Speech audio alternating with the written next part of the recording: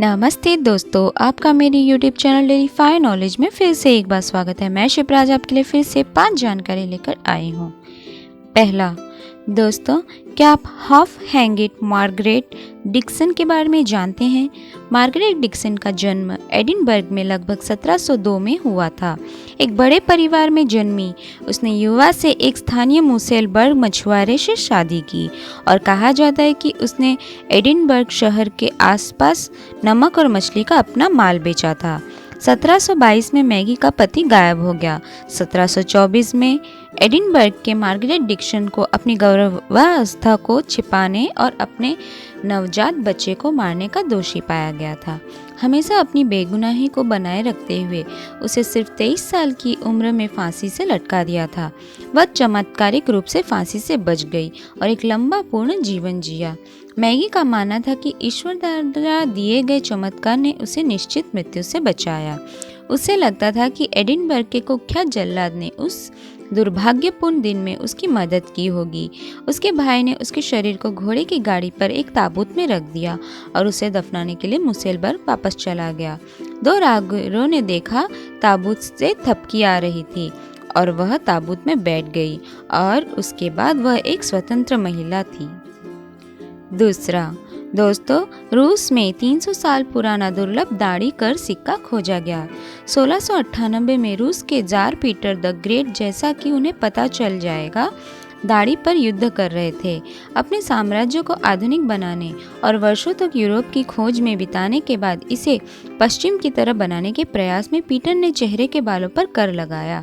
आप शेव करके इससे बच सकते हैं, लेकिन यदि आपने कर का भुगतान करने का विकल्प चुना है तो आपको अपनी दाढ़ी को वैध के रूप में सत्यापित करने के लिए एक टोकन प्राप्त होगा।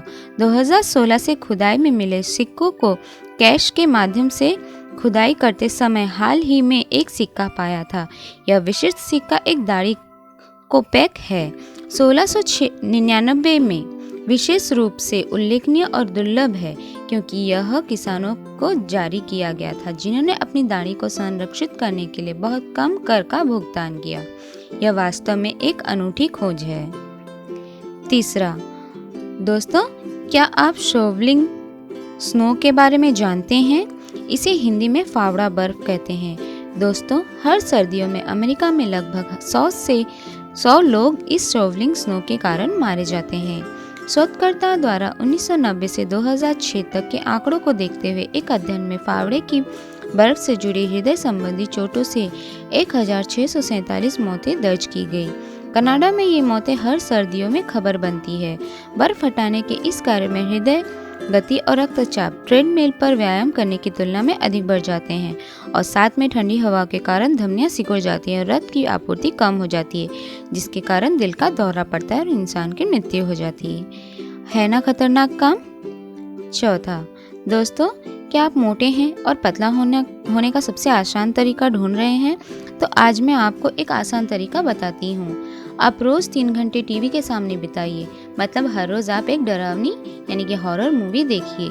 जी हाँ दोस्तों, वेस्टमिंस्टर विद्यालय के शोधकर्ताओं के नए अध्ययन के अनुसार डरावनी फिल्म देखने से आपके शरीर की कैलोरी बर्न होती है। जिन लोगों ने 90 मिनट की हॉरर फिल्म देखी, उनके 113 कैलोरी तक जलने की संभावना थी, यानी आधे घंटे की पैदल दूरी के समान। अध्ययन में पाया गया कि नियमित रूप से कूदने से डराने वाले क्षणों के कारण कैलोरी जलाने में मदद करती है, क्योंकि इस दौरान हृदय गति में नाटकीय रूपांतरण होता है और आपकी कैलोरी बर्न होती है। मैं आपको कुछ मूवीज के लिस्ट भी बताती हूँ जो आपकी कैलोरी को बर्न करने में मदद करेगा। पहला, द शाइनिंग 184 कैलोरी बर्न करेगा। दूसरा, जबड़े जो 161 कैलोरी बर्न करेगा। ओझा 158 कैलोरी बर्न करेगा। एलियन 152 कैलोरी बर्न करेगा।